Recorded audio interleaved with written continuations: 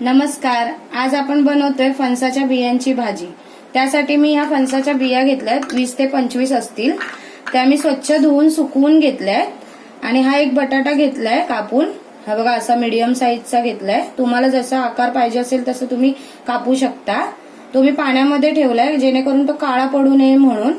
जर तुम्हाला माझ्या रेसिपीज आवडत असतील तर माझ्या चॅनलला नक्की सबस्क्राईब करा जेणेकरून तुम्हाला माझ्या नोटिफिकेशनद्वारे रेसिपीज मिळत राहतील.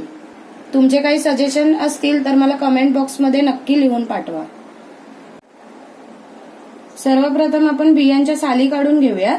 आता हे बघा अशा बिया घेतल्या त्या कापून निघत नाहीत. हाड असतात ना त्याच्यामुळे त्या कापल्या जात नाही. त्यामुळे असं छोटा दगड घ्यायचा आणि तो असा बिया चेचायच्या अशा.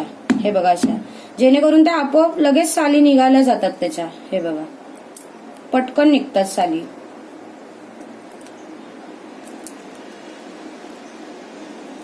आणि अशा आपण अशा अर्ध्या फोडी करायच्या त्याच्या. हे बघा अशा जास्त पण बारीक नाही करायच्या. एकाच्या 2 करू शकतो आपण.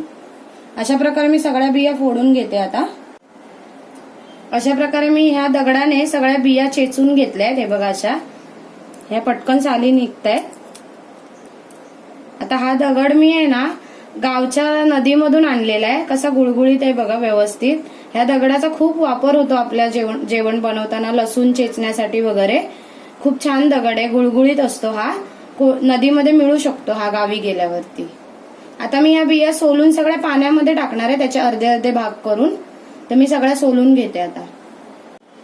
आता मी ह्या बिया सोलून चांगल्या 2-3 पाण्यातून धुवून घेतल्या. हे बघा अशा चांगल्या पांढऱ्या शुभ्र झाल्या पाहिजे, नाही तर तो पांढरा चीक असतो ना तो मग भाजीमध्ये उतरतो. त्यामुळे धुवून घ्यायच्या याला. आता आपण वाटपासाठी साहित्य बघू. हे मी ओलं खोबरं घेतलंय किसून अर्धी वाटी. ओलं खोबरं नसेल तर तुम्ही सुका खोबरं पण घेऊ शकता. आलं घेतलंय, लसूण घेतले थोडीशी 4 ते 5 पाकळ्या, कोथिंबीर घेतली आणि कांदा घेतलाय. आता आपण वाटप भाजून घेऊ. आता मी कढईमध्ये तेल गरम करत ठेवलंय. आता आपण लसूण आणि आलं घालून घेऊया त्याच्यामध्ये आणि भाजून घेऊया चांगलं. एक मिनिट तरी परतायचं आपल्याला चांगलं. आता लसूण आणि आलं चांगलं भाजून झालंय. आता आपण त्यामध्ये कांदा घालूया. तो पण लाल होईपर्यंत परतायचं आपल्याला मीडियम गॅसवरती.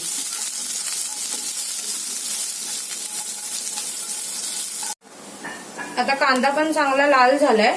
आता आपण त्यामध्ये हे ओलं खोबरं घालूयात आणि कोथिंबीर पण आताच घालूयात आणि सगळं व्यवस्थित लाल होईपर्यंत आपल्याला भाजून घ्यायचंय. आता हे वाटण चांगलं परतून झालंय. आता मी गॅस बंद करते. आता हे थंड करून आपल्याला थोडं थोडं पाणी घालून वाटून घ्यायचंय. मग मी दाखवते वाटून झाल्यावरती. आता वाटण थंड होईपर्यंत मी तुम्हाला फोडणीचं साहित्य दाखवते.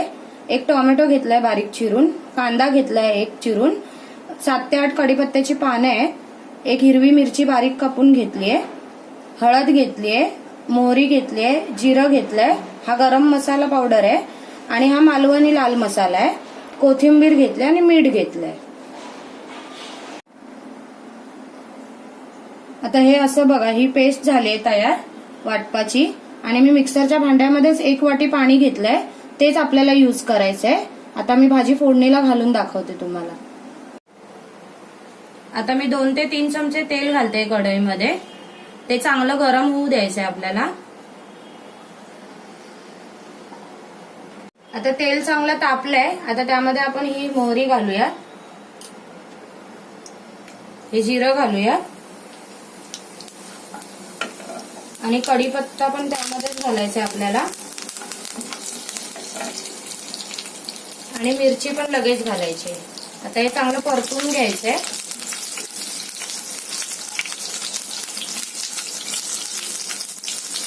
आता हे चांगलं परतलं की आपल्याला कांदा घालायचा आहे. कांदा चांगला परतून घेऊया. आता कांदा चांगला परतून झालाय. आता आपण टोमॅटो घालूया. तो चांगला नरम होईपर्यंत आपल्याला परतायचा आहे. मग मसाले घालायचे आहेत आपल्याला.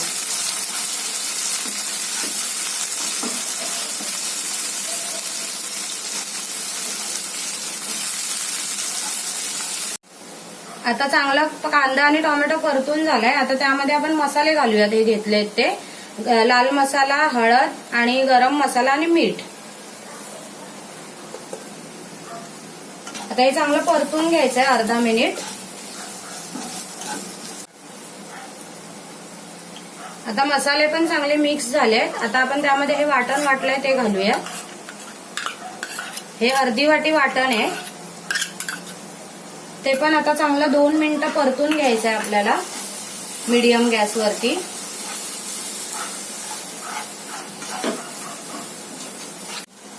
आता वाटण पण चांगलं परतून घेतलंय. आता त्यामध्ये आपण बिया घालूया आणि हा बटाटा पण घालूया. आता हे पण चांगलं परतून घ्यायचं आपल्याला मसाला लागेपर्यंत.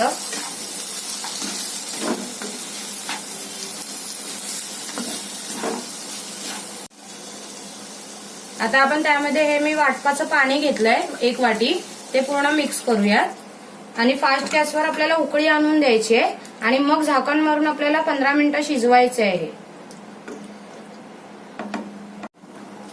आता भाजीला चांगली उकळी आली आहे. आता आपण त्यामध्ये थोडीशी कोथिंबीर आता घालायची आहे आणि परत एकदा परतून घ्यायचं आहे. आणि आता आपण बारीक गॅसवरती 15 मिनिटं भाजी चांगली शिजवून घेणार आहोत झाकण मारून. आता 12 ते 15 मिनिटं झाली आहेत. आता आपण बघूया. मी 2दा परतून घेतलं होतं.